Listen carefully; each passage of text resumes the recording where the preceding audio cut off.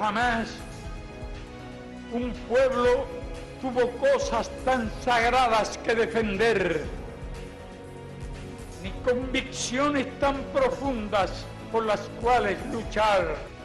Nos acompaña la convicción más profunda de que las ideas pueden más que las armas, por sofisticadas y poderosas que éstas sean.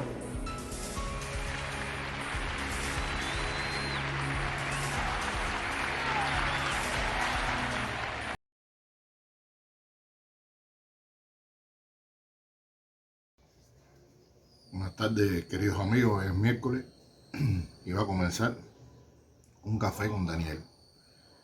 Hoy vamos a conversar sobre un grupo de noticias que han aparecido en los medios internacionales, noticias que yo considero de valor. Hay una por ahí sobre Trump que se niega, mejor dicho, a desaparecer del escenario mediático, y siempre hay alguna noticia sobre él apareciendo en los medios, tanto de Estados Unidos como en noticias internacionales. Por eso también está muy interesante y la quiero compartir con ustedes. Y vamos a seguir hablando del tema de la guerra en Ucrania. Creo que es importante que no dejemos ese tema, por toda la cantidad de manipulación y la cantidad de tergiversaciones que hay sobre lo que acontece en ese país, sobre el tema del fascismo, de la no existencia de grupos fascistas.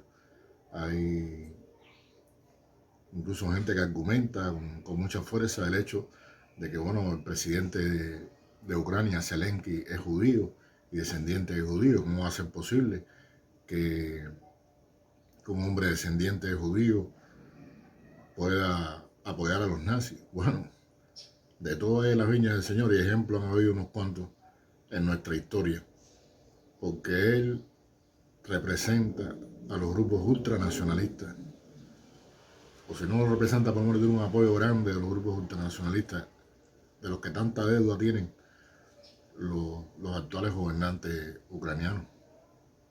Recuerden Maidán y el papel que jugaron en Maidán, toda esta fuerza, el batallón de Azov y todos los demás grupos que ahí apoyaron ese día el golpe contra el gobierno ucraniano.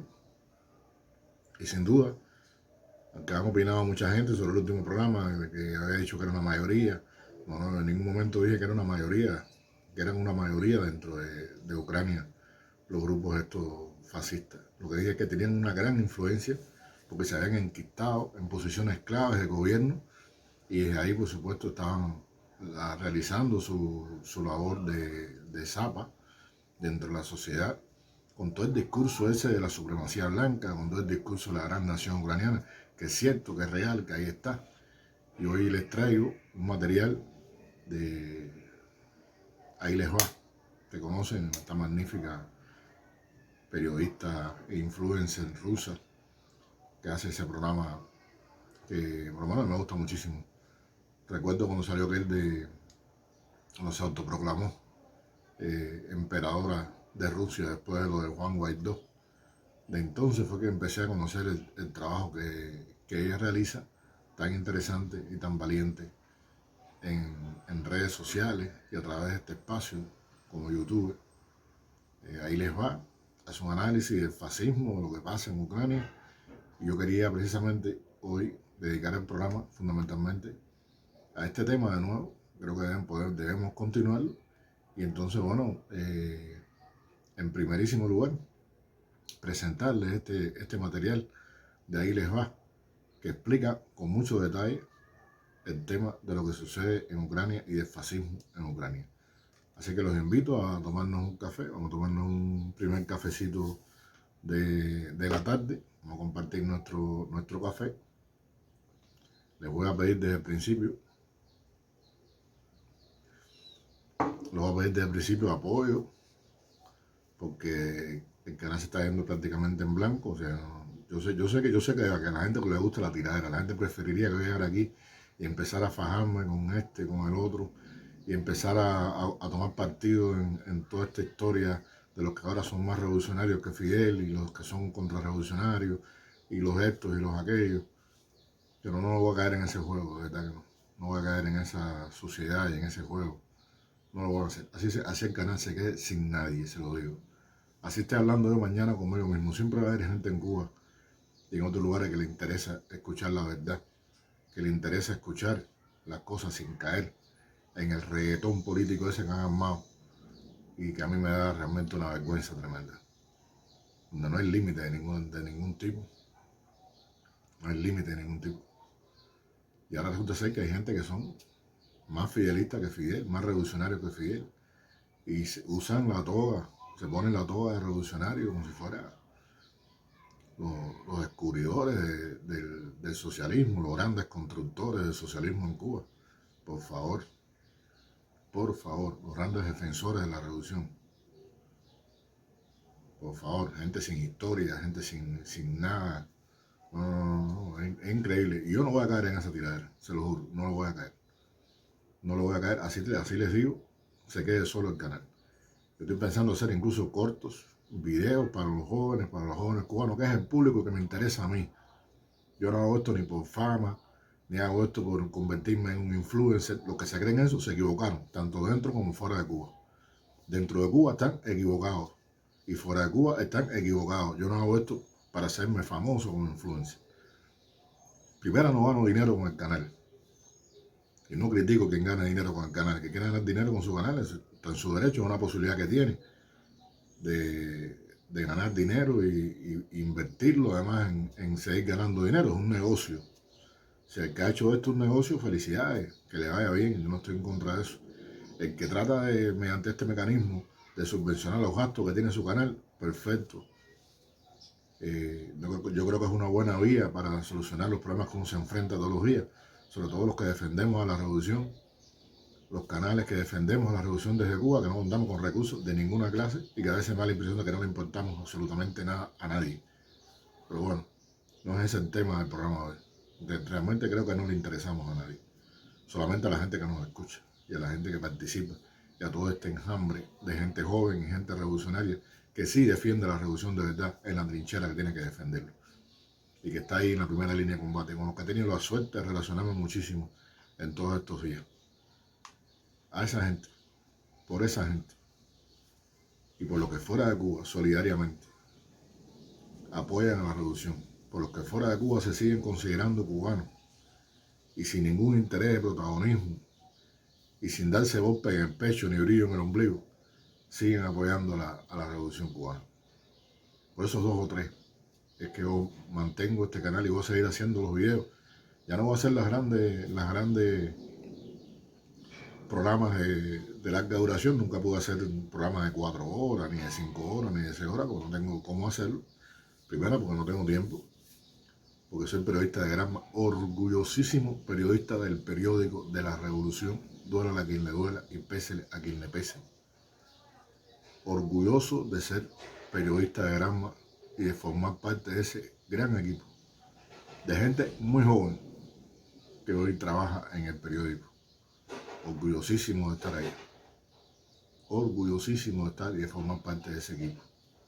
Y por todos ellos, es que estoy aquí. Y que dedico mi tiempo, el poquísimo tiempo que tengo. No puedo hacer directas kilométricas porque sencillamente en qué tiempo lo voy a hacer.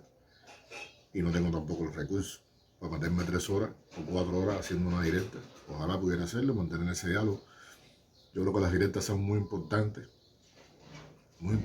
las directas, porque uno logra una interacción con el público increíble, conversa con la gente, intercambia, se suben criterios, uno tiene tiempo de analizar sobre la base de lo que está sucediendo, tiene niveles de improvisación, pero muy interesante y muy bueno. Una directa no tiene nada que ver con un video, de ahí algunos de los problemas que mi canal ha tenido últimamente. Bueno, no es lo mismo una directa que un video, y entonces juega papeles diferentes. El video no tiene esa interacción con su público, y eso hace que la gente, bueno, por lo general, eso no lo voy a ver después, lo voy a ver más tarde, después no lo ve, se complica con otras cosas, hay muchas cosas que ver, y la gozadera, la tiradera es muy interesante, el reggaetón político es muy interesante. Entonces, bueno, es mejor, más divertido, menos problemático ir a verse un reggaetón político y creerse abanderado de no sé qué, que estar dedicando 1 hora a ver un video de una directa que no es directa, que está grabada con anterioridad. Quería decirle eso, que creo que puntualizar algunas cosas. Si un día tengo que sacar el machete, lo voy a sacar. No le quepa ninguna duda. Lo voy a sacar. Y duro. Duro porque no soporto algunas cosas de las que están sucediendo, pero no es ese el sentido del canal. Y voy a mantenerme en la línea de denunciar las cosas que están mal hechas, de hablar de las cosas que están mal hechas. Eso es uno de los temas que hoy también les trataba. Yo creo que debemos librar en nuestro país una batalla con todos los hierros contra la pérdida de valores de alguna gente. Yo sé que todo eso ha sido consecuencia seria de lo que significó el periodo especial, ¿no? Vienen de ahí, sin duda, de problemas que arrastraba la sociedad cubana todavía, que no ha logrado resolver con el tema este de los valores. Y además el periodo especial, o sea, el hecho de tener que asumir un periodo especial en tiempo de paz, con todo lo que eso significaba, tuvo sus consecuencias. El país resistió, es quizás uno de los periodos más heroicos de nuestra historia. Los cubanos del futuro lo recordarán la heroicidad de los cubanos que pelearon en Cuba por salir de aquel terrible periodo, de la terrible crisis económica provocada por la caída del campo socialista y por la desaparición de los mercados con los cuales Cuba contaba para su sobrevivencia y su desarrollo. Fue una hazaña que no tiene parangón en la historia. El periodo especial comenzó en los 90, 91, 92, 93 fue terrible. Yo no quiero acordarme de aquello, 95, terrible. Mucha gente puso mar por medio. Pero lo que estuvimos aquí lo recordamos con tremendo... Son recuerdos tremendos, no hay otra manera de decirlo. Fue terrible aquello. Pero resistimos y vencimos. Y tenemos que sentirnos orgullosos del éxito de aquel plan de Fidel, del periodo especial, que permitió resistir, vencer. No solamente nos levantamos, sino que empezamos a andar. Y eso fue quizás una de las cosas más heroicas, más importantes del periodo especial. Pero todo eso trajo consecuencias, trajo pérdida de valores, trajo efectos en la educación. La necesidad de supervivencia trae a veces sus cosas negativas, sus cosas malas. Y perdimos muchos maestros, o sea, muchos buenos maestros se fueron de las aulas buscando trabajos que fueran mejor remunerados en esa situación tan compleja. Perdimos muy buenos maestros. Y eso se paga con el tiempo. Hoy muchos de los muchachos que estaban en el periodo especial son adultos y criaron a sus hijos sobre los valores en los cuales se formaron en ese periodo especial. Por cierto, los valores de la nación se mantuvieron fuertes, sólidos.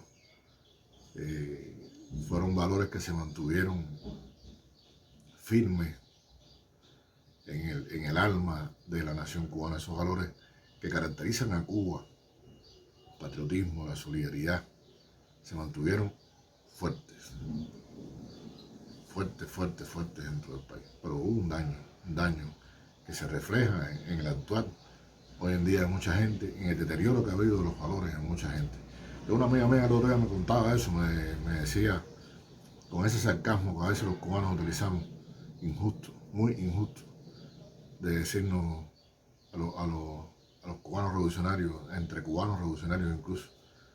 Bueno, pues de eso la culpa no tiene el bloqueo, o sea, de la pérdida de valores la culpa no tiene el bloqueo, no.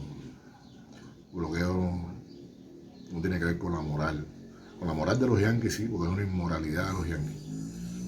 Pero la pérdida de valores que ha ocurrido en nuestra sociedad, en algunos sectores de la sociedad cubana, sí, claro que no tiene que ver con el bloqueo. Nos lo dicen con cierto sarcasmo porque es un poco que mencionándote el hecho de que nosotros le echamos, eso que dice el enemigo, que toda la culpa se le echamos al bloqueo. No es cierto. Nosotros nunca le echamos toda la culpa al bloqueo.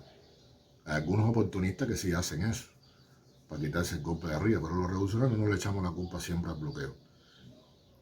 Y eso tiene que ver, estos fenómenos tienen que ver con la pérdida. Esa amiga mía llegó al carnet de identidad, a renovar su carnet de identidad. Y se encontró una cola inmensa. Y en la cola inmensa esa estaban los coleros, por supuesto, los coleros que nos encontramos en todas partes, sobre los cuales se hizo una ofensiva y parece que ya se olvidó todo el mundo de la ofensiva esa, o fue más fuerte la motivación de los coleros que el combate que nosotros libramos contra ellos, porque ahí están como si no hubiera pasado nada, cobrando cada vez más caro a la vista de la policía, a la vista de los compañeros que cuidan las colas. Todo el mundo se hace de la vista gorda, nadie los ve. Están los coleros haciendo su negocio con total impunidad. Y esta amiga mía se sulfató cuando vio eso. Una gente muy revolucionaria, cuando llegó a la cola y vio a aquella gente que cobraba 300 pesos, o le cobraban barato, 300 pesos por un ticket para renovar su carnet de identidad, pues hizo lo que un revolucionario tiene que hacer en ese caso. ¿Qué hizo? Denunciarlo a la policía. Ella salió indignada aquel día porque se dio cuenta que los policías no le estaban haciendo el más mínimo caso. Supuestamente tomaron el reporte de la acusación que ella estaba haciendo, todo el mundo sonriente, todo el mundo... Ella notó que había ahí algo raro. Y bueno, se fue con la molestia de la actitud que habían asumido aquellos compañeros. Y días después, su mamá fue a buscar el carnet de identidad de ella, fue a buscar los documentos de ella, y se encontró que estaban los mismos coleros, los mismos de la historia. 15 días después estaban los mismos coleros ahí, pero ya no cobraban 300, ahora cobraban 500. Y estaba todo el mundo ahí exactamente igual, nadie los había tocado, no había hecho nada, la denuncia no había prosperado, y los coleros seguían actuando con total impunidad. Eso tiene que ver con los valores, eso se llama pérdida de valores. Esos son los valores que hemos perdido. Y eso es fatal, eso sí es fatal para la revolución. Muy, muy serio para la revolución. Nosotros no podemos permitir que esas cosas pasen, no podemos permitir esa pérdida de valores, esa inmoralidad. No podemos permitirla, porque nos va en juego la vida. Nos va en juego la vida, como advirtió Fidel una vez. No estamos hablando aquí de que el enemigo no va a poder acabar nunca con nosotros. Pero nosotros sí podemos destruir nosotros mismos a nuestra revolución. Vamos a hacer una pausa, que le iba a hacer ahorita y me embullé hablando. Eso es lo bueno que tiene este tipo de materiales cuando me impulso. Y entonces vamos a tomarnos el cafito que quedó aquí. Casi no quedaba nada, para serle franco. Y entonces vamos a poner un material, voy a cambiar el orden de las cosas. Ya que entramos, voy a dejar esto para el final, lo dije al principio, el tema de los valores y demás. Y la importancia de los valores para la revolución cubana, para cualquier revolución. Y entonces vamos a continuar después hablando de cómo el enfoque que Gramsci le ha dado al tema de la guerra. Está haciendo un trabajo excelente Gramsci, diario, sobre cómo van los acontecimientos en Ucrania. Y bueno, vamos a servirnos de esa información para actualizarnos sobre qué es lo que sucede en Ucrania. Pero antes de eso, vamos a ver, les invito para recordar el concepto de reducción de Fidel. Vamos a pasarlo de nuevo. Ese concepto que debemos llevar todos los días y tenerlo, mira, en el corazón. No para saberlo de memoria, no para recitarlo como si fuera un poema, sino para llevarlo en el corazón, para profundizar en lo que significa. Entonces los dejo con el concepto de reducción de Fidel. Revolución es sentido del momento histórico. Es cambiar todo lo que debe ser cambiado. Es igualdad y libertad plenas. Es ser tratado y tratar a los demás como seres humanos. Es emanciparnos por nosotros mismos y con nuestros propios esfuerzos. Es desafiar poderosas fuerzas dominantes dentro y fuera del ámbito social y nacional. Es defender valores en los que se cree, al precio de cualquier sacrificio. Es modestia, desinterés, altruismo, solidaridad y heroísmo. Es no mentir jamás ni violar principios éticos. Es convicción profunda de que no existe fuerza en el mundo capaz de aplastar la fuerza de la verdad y las ideas. Revolución es unidad, es independencia, es luchar por nuestro sueño de justicia para Cuba y para el mundo. Es la base de nuestro patriotismo, nuestro socialismo y nuestro internacionalismo. Para eso es un concepto de revolución para todos los tiempos.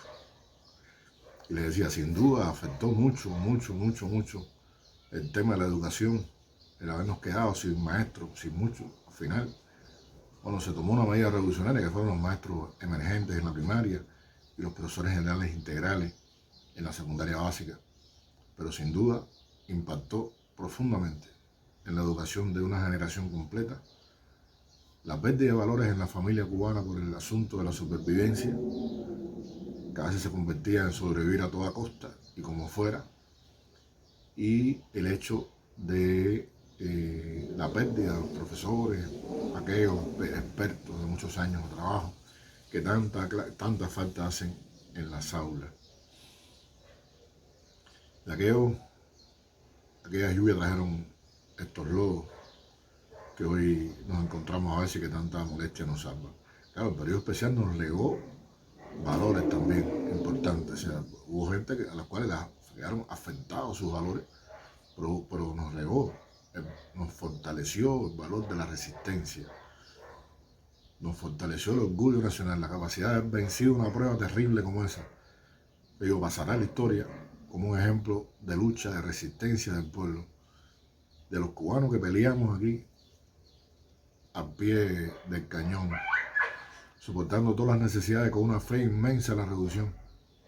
Y eso sin duda nos fortaleció. O sea, están en esas dos aristas de lo que significaron aquellos años 90 para el pueblo de Cuba.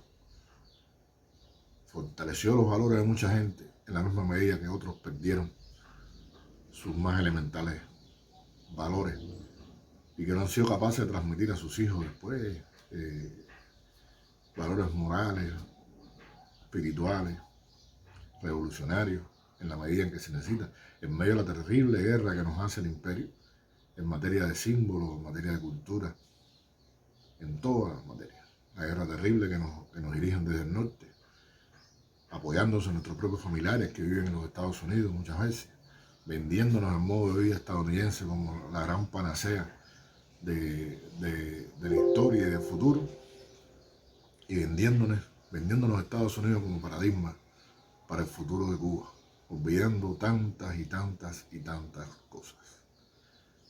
Pero nos vamos a regresar, como le decía, vimos el concepto de Fidel, hablamos de los valores, vamos a volver a Ucrania, le decíamos a apoyar en lo que publica Gramma sobre el tema. Bueno, creo que al final, el hecho que se llevaron fotografías de lo que estaba sucediendo en Ucrania, de lo que están haciendo los nazis en Ucrania.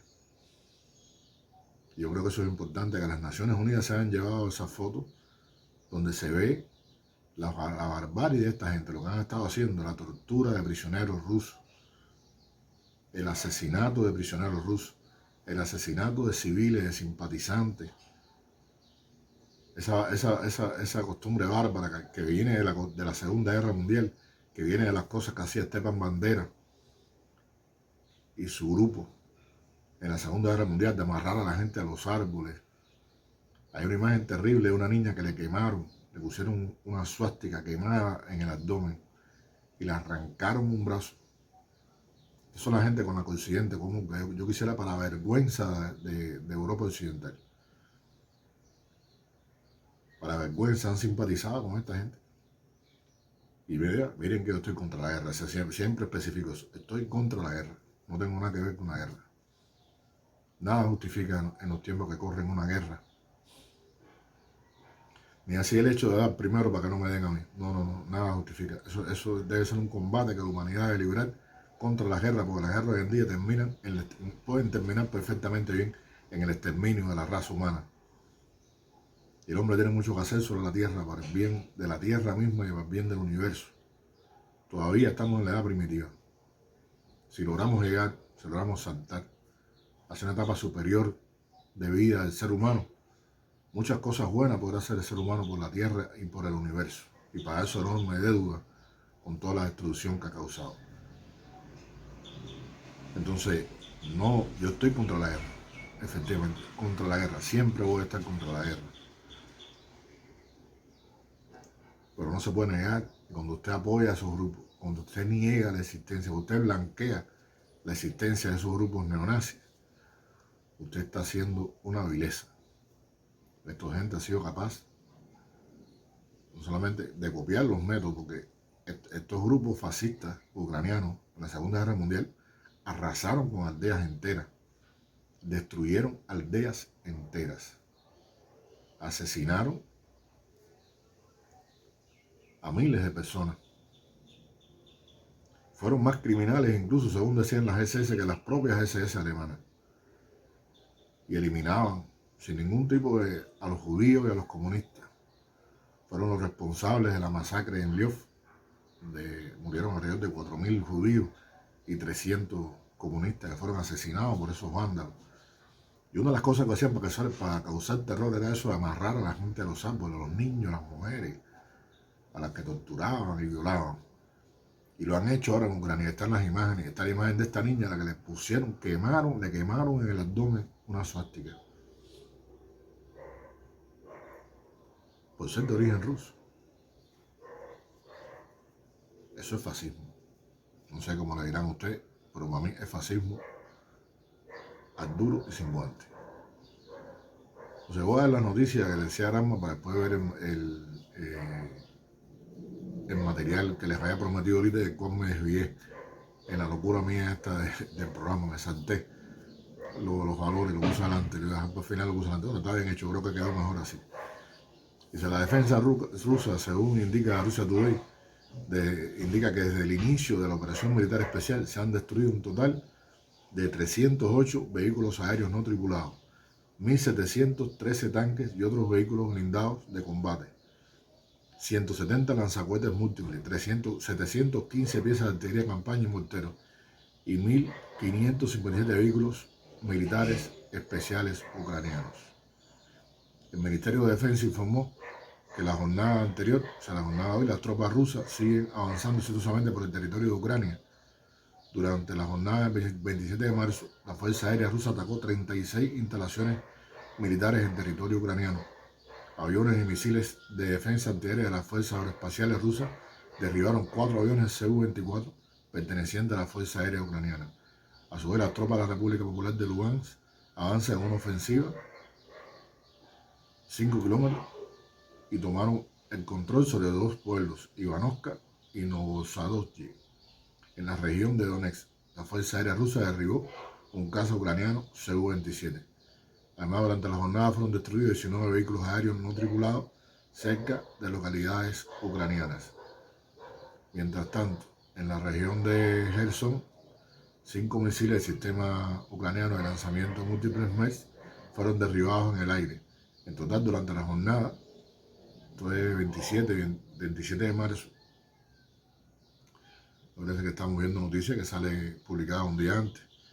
La aviación operativa y táctica de las fuerzas de misiles de Rusia atacaron 36 instalaciones militares en Ucrania, incluidos 2 puestos de mando, 2 sistemas de misiles antiaéreos, un lanzacohetes múltiple, destruyeron depósitos de munición, de combustible, así como 23 zonas de desplazamiento de vehículos militares ucranianos. Entonces, ya que vamos a seguir, estábamos hablando del fascismo y todo lo que eso implica, y la barbarie que cometieron los grupos fascistas antes de ser la Segunda Guerra Mundial. Estos grupos que hoy son celebrados como ejemplo ante el mundo de la resistencia y demás, y que han cometido barbaries increíbles dentro de Ucrania. Entonces los invito a ver, ahí les va este fragmento, este material, que estoy seguro que les va a encantar. La sola mención de que en Ucrania existe un resurgir de movimientos nazis o filonazis que actúan con casi total impunidad es recibida con una avalancha de acusaciones de propaganda rusa, títeres del Kremlin y justificadores guerreristas. Sin embargo, pocos se molestan en averiguar si ese despertar neonazi está teniendo lugar o no y hasta qué grado lo toleran desde el gobierno ucraniano y lo blanquean desde grandes medios y vocerías políticas occidentales. Y esa es justamente la investigación que realizamos. Seguramente este video sea de los más polémicos del canal, lo que es mucho decir. Así que afinen sus teclados y preparen sus comentarios. Pero antes, véanlo completo y sin perder detalle. Ahí les va.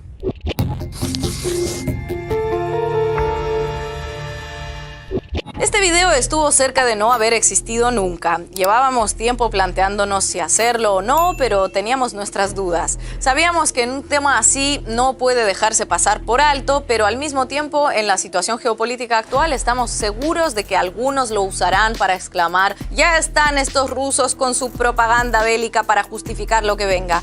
En absoluto, nada más lejos de nuestra intención que promover un conflicto armado. Desde que se avivó la tensión entre Kiev y Moscú, alentada desde Occidente, nuestra línea ha sido recalcar que un estallido sería malo para Rusia, malo para Ucrania y solo beneficiaría a actores ajenos que buscan sacar provecho de la situación. Este video va en esa misma dirección, pero lo cierto es que mientras estábamos sumidos en estas dudas, me topé con un artículo publicado en el periódico español El Diario, donde entrevistaban a 4 ucranianos residentes en ese país sobre la crisis actual. Entre los entrevistados, todos ellos indignados con Rusia por descontado, incluyeron a una historiadora que hablaba maravillas de su padre, Teodoro Barabash, ucraniano llegado a España poco después del final de la Segunda Guerra Mundial. Según el testimonio de la mujer, su padre fue un hombre que dedicó su vida a luchar por una Ucrania libre y democrática que formara parte de la OTAN y la Unión Europea, desde donde el país defendería los valores europeos y los derechos humanos. A pesar de la labia de la hija de Teodoro y de la credulidad del diario ante todo lo que les contaba, a mí me resultó peculiar que alguien con semejante afán democrático justo eligiera la España de Franco como refugio, más cuando lo hizo en los años en los que el autoproclamado caudillo por la gracia de Dios era el único exponente del fascismo que sobrevivió a Hitler y que desde el poder todavía se enorgullecía públicamente de serlo. Así que hice una pequeña búsqueda en internet y no puedo decir que me sorprendiera demasiado descubrir que el supuesto adalid de la libertad y los derechos humanos que se describía en el artículo fuera en realidad un colaboracionista nazi de la 14ª División de Granaderos de la Waffen-SS. Ese era el verdadero perfil de Teodoro Barabash, del que en boca de su hija, pero acríticamente y calcando sus declaraciones sin contexto, el diario afirmaba que dedicó su existencia a buscar una vida normal para Ucrania. Entonces tuiteé mi descubrimiento, que vale recalcar que no me llevó más de un par de minutos de tecleos y clics en la red, y el tema se viralizó, con unas consecuencias que prefiero contarles más adelante en este mismo video. Antes, un poco de lo que le faltó al artículo que motivó que me haya tomado la molestia de contarles todo esto que les cuento. Contexto. Porque lo del diario, lamentablemente, no es un caso aislado, forma parte de una tendencia que viene creciendo en la última década y no solo se circunscribe a Ucrania, sino a casi todo el espacio postsoviético. En 2017, la OTAN publicó un video homenaje a la resistencia antisoviética en las llamadas repúblicas bálticas, Estonia, Letonia y Lituania. En el video llamado Forest Brothers, o Hermanos del Bosque, se presenta de manera heroica a los grupos armados del Báltico que se internaron en la espesura boscosa para luchar contra los soviéticos. Convenientemente, la historia que narra el video inicia en 1946, porque de haberla comenzado unos pocos años antes, inevitablemente tendrían que haber abordado el no tan heroico colaboracionismo de esos grupos con los invasores nazis. Por ejemplo, en Lituania, la resistencia antisoviética colaboró tan gustosamente con el nazismo que, según afirma la historiadora jefa de un prestigioso centro para el estudio del Holocausto, mataban civiles más indiscriminadamente todavía que los propios oficiales enviados por Hitler. En los 3 años de ocupación del Tercer Reich, en Lituania fueron asesinadas cientos de miles de personas, entre ellos alrededor de 9 de cada 10 judíos que vivían en el país, junto con Polonia, uno de los pocos países donde la llamada solución final estuvo cerca de completarse. Y el consenso entre historiadores es que la clave de tamaño genocidio estuvo en el entusiasta apoyo de grupos como los que hoy la OTAN presenta despreocupadamente como Freedom Fighters. No es este el único ejemplo de ignorar o blanquear movimientos nazis o filonazis que ha tenido lugar en estos días. Muy recientemente, a finales de 2021, las Naciones Unidas adoptaron una resolución propuesta por Rusia para combatir la glorificación del nazismo, el neonazismo y otras prácticas de racismo y xenofobia. 130 países votaron a favor de la resolución, 49 se abstuvieron, entre ellos los miembros de la Unión Europea, y apenas 2 naciones votaron en contra sin disimulos: Estados Unidos y Ucrania. Washington se opuso citando que la glorificación del nazismo estaría amparada por el derecho a la libertad de expresión. Y Ucrania se opuso porque seguramente se dio por aludida, como veremos a continuación.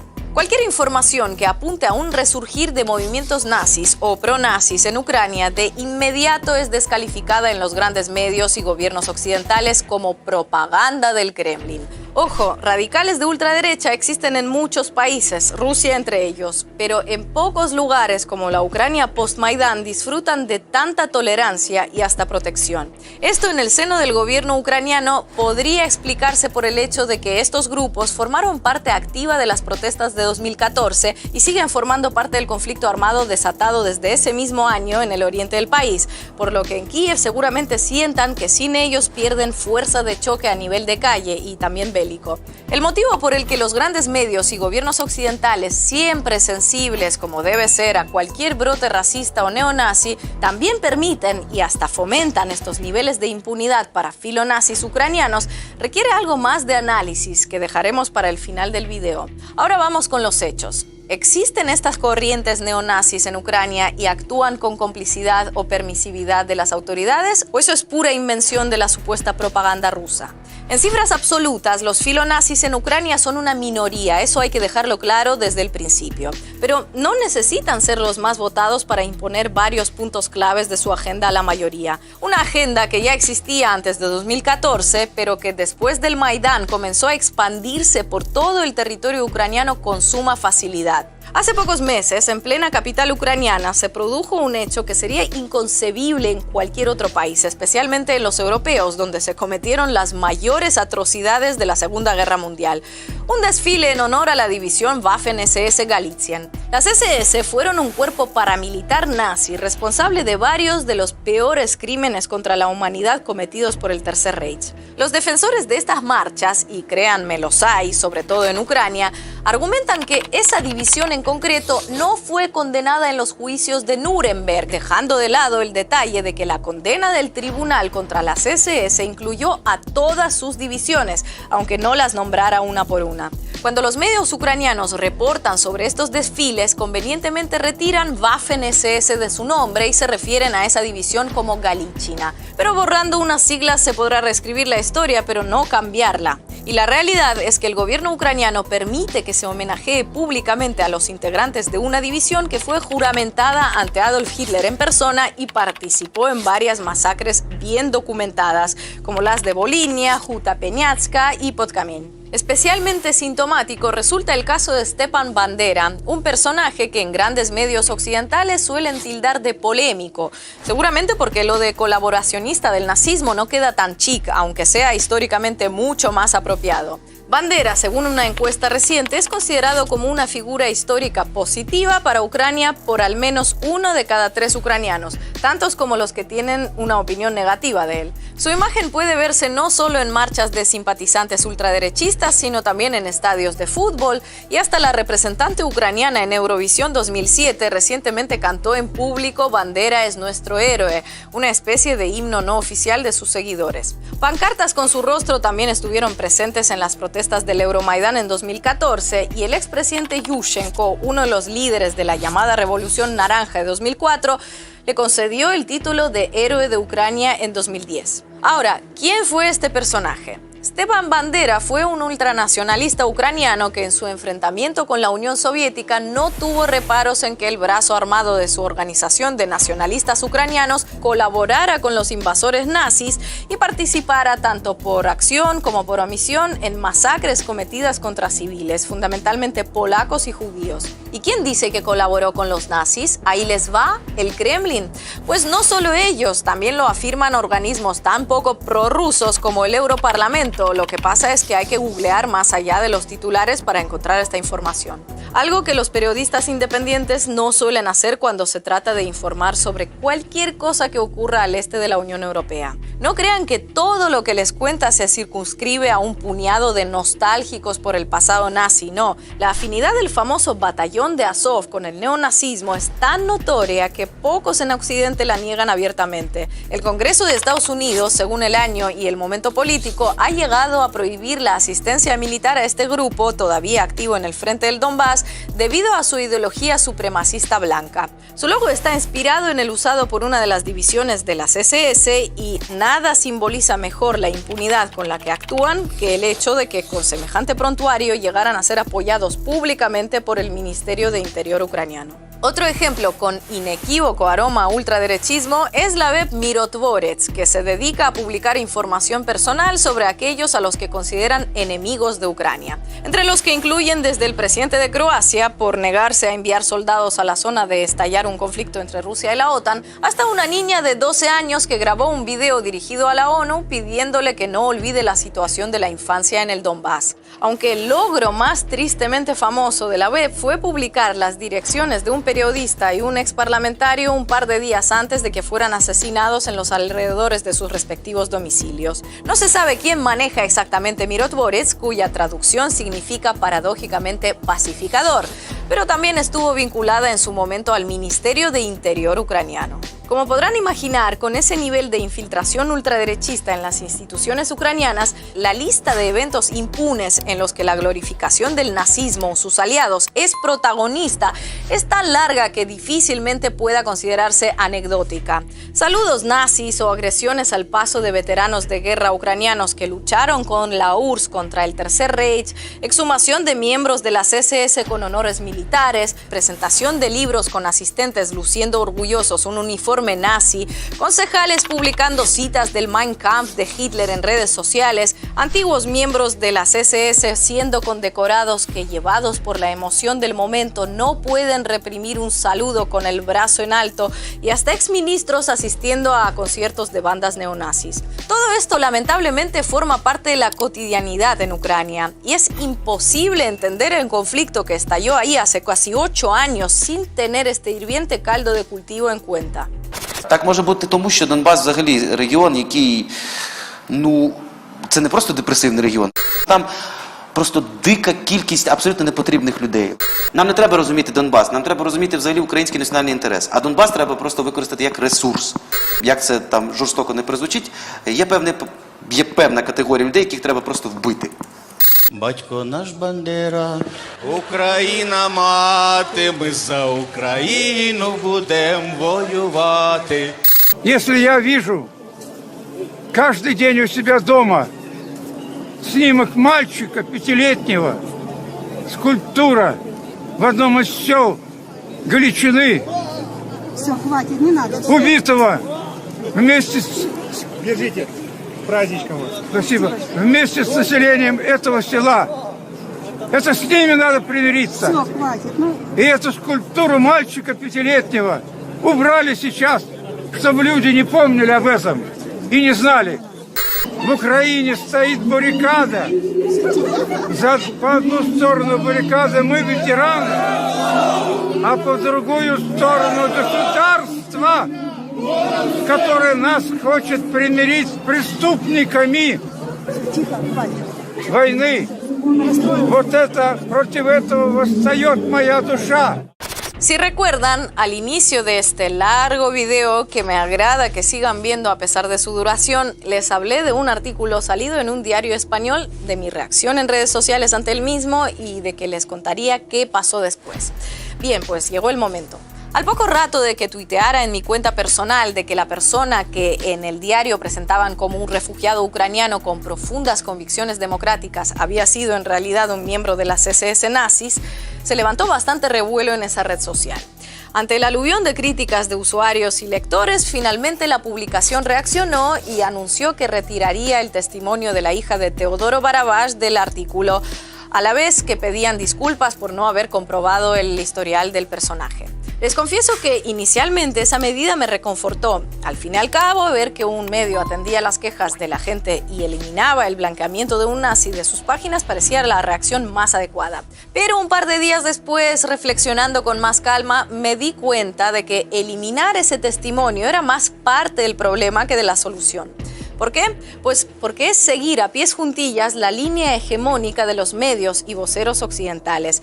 No informar de nada que pueda ser interpretado de alguna manera como remotamente cercano o favorable a las posturas del Kremlin. Nada, aunque sea grave, innegable y necesario. Casi como ver un tipo con el brazo en alto y enfundado en un uniforme de las SS y preferir omitir su existencia a decir clara y rotundamente que es un nazi por miedo a ser acusado de propagandista ruso. Un miedo tan enraizado que nubla el razonamiento más básico. Por eso, en su reportaje, el diario prefirió eliminar el testimonio de la hija de Teodoro Barabás en lugar de mantenerlo, pero explicando que ese señor que fundó una de las principales asociaciones de ucranianos en España fue en realidad un miembro de las SS y que eso no representa ni de lejos a la mayoría de ucranianos, pero existe y gana terreno, en buena parte precisamente por no decirlo. Por eso, en el texto solo se preguntó su opinión a ciudadanos ucranianos residentes en España que secundaran la narrativa de la OTAN respecto al conflicto. ¿Será que no hay otras opiniones entre los ucranianos en España? Como la de Anatoly Shari, que es ucraniano y tuvo que refugiarse en Barcelona porque en su país lo amenazaban de muerte. Y no es tan difícil de localizar. Su canal en YouTube tiene más de 2 millones de seguidores y hasta tiene un completo perfil en la Wikipedia en castellano. Por eso, al equipo de un periódico como El Diario, que ha realizado un encomiable y exhaustivo seguimiento y denuncia de los crímenes impunes del franquismo, no se les pasó por la cabeza que un individuo llegado a la España de Franco meses después de la derrota nazi pudiera, oh sorpresa, tener profundos vínculos fascistas. Y si esa es la actitud de un medio para nada identificado con posturas de extrema derecha, ¿qué queda para los demás? ¿Podemos realmente esperar que alguno de ellos tilde de nazi a un nazi cuando lo vea, a pesar de que llamar nazi a un nazi coincida con la narrativa del Kremlin? Antes de concluir, quisiera volver a subrayar lo dicho al inicio. Nada más lejano a la intención de este video y este canal de contribuir a un ambiente prebélico. Pero hay cosas que precisamente para evitar ese escenario no pueden callarse. Por fortuna, de momento la reescritura de la historia a favor del nazismo no es mayoritaria en Ucrania, pero que tiene más de una década creciendo, lamentablemente es un hecho. Y si algo nos enseña la historia del siglo XX es que el problema no está en denunciar las actitudes nazis o complacientes con el nazismo allí donde se produzcan. El problema está en suavizarlas, blanquearlas, ignorarlas o ocultarlas. Magnífica ella, de verdad magnífica. Magnífica periodista, magnífica influencer. Eso es un influencer, sin ninguna duda. Y hay mucha gente tratando de romper el cerco del silencio y de la manipulación que se ha tejido en torno a los acontecimientos en Ucrania. Y lo que hemos querido, pretendido en estos programas que hemos realizado ha sido precisamente contribuir a romper ese cerco. Este sábado vamos a meterle al bloqueo, vamos a ir contra el bloqueo, vamos a sumarnos a todo este acontecimiento mundial que convocó Europa por Cuba. Este gran maratón, vamos a estar haciendo nuestro aporte desde el canal Las Memorias de Daniel. Vamos a preparar un buen material sobre el tema del bloqueo y sumarnos a esta campaña de lucha contra el bloqueo en todas partes del mundo. Les decía que si alguien quería saber cuál era la magia de Cuba, cuál ha sido la magia usada por los cubanos, pues la magia de la resistencia y la magia de la solidaridad. O sea, Cuba ha podido vencer ese bloqueo gracias a la solidaridad de los millones de hombres y mujeres en el mundo que han acompañado a Cuba y que han luchado por Cuba durante todos estos años. Y la resistencia, no olvidarnos nunca eso, la resistencia de este pueblo. Esa es la verdadera razón de la victoria contra el bloqueo. Yo quiero compartir con ustedes, miren ustedes qué interesante, ya para finalizar. Una noticia que estaba viendo yo hoy ahí en las noticias internacionales, viéndola ahí en el diario de Nueva York. Señores, Donald Trump se niega a dejar de ser noticia. O sea que hubo que entregarle a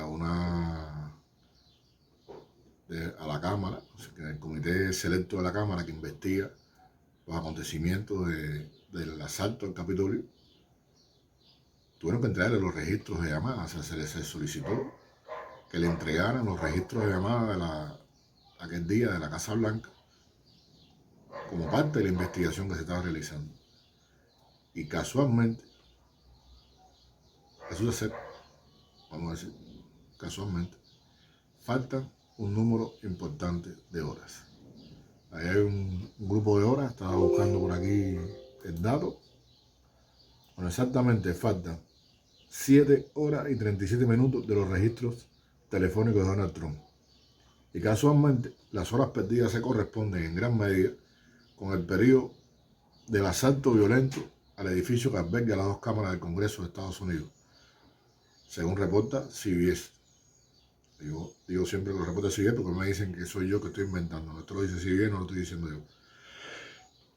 Disculpe, las llamadas efectuadas desde las 11:57 antemeridiano hasta las 6:54 del 6 de enero del 2021 realizadas por Donald Trump no están registradas. El registro de llamadas de la centralita de la Casa Blanca fue entregado junto con otros documentos a la Cámara que investiga el ataque del 6 de enero. El documento muestra que Trump estuvo activo en el teléfono durante toda la jornada. Hay documentadas conversaciones que tuvo al menos con 11 personas, algunas durante el día, a ver, te voy a decir exactamente, o sea, 8 personas por la mañana y 11 personas por la noche. Y sin embargo, cuando se fue a ver el registro de las llamadas, no aparecía. Se sugiere que puede haber sido, estos fueron los elementos que se dijo, que a lo mejor se comunicó a través de canales alternativos, teléfonos ayudantes o celulares desechables, cosa que él negó de inmediato. Incluso dijo que él no sabía qué cosa era un teléfono desechable, que él en su vida había visto un teléfono desechable, que eso es un invento. Ahora se sabe por esos registros que Stephen Bannon, que fuera consejero del presidente, dijo en un podcast el 5 de enero que mañana se desatará el infierno.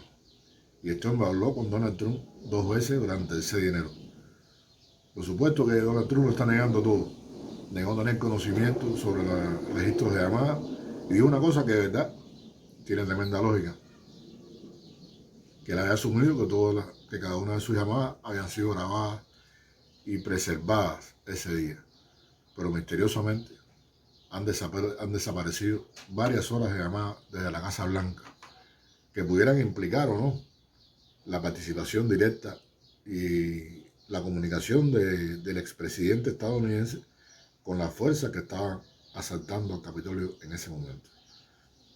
Bueno, queridos amigos, este ha sido el Café con Daniel de hoy. Nos vemos el sábado.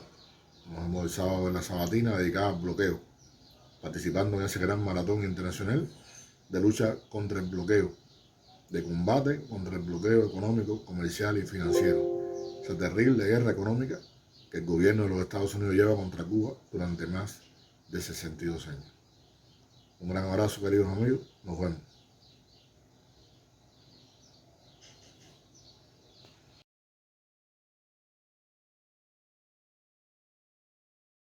Europa por Cuba y Europa por Cuba-Rusia convocan a la realización de un maratón mediático del 2 de abril a las 8 de la noche, hora de Madrid, 2 p.m. en Cuba, al 3 de abril, igualmente a las 8 de la noche en España.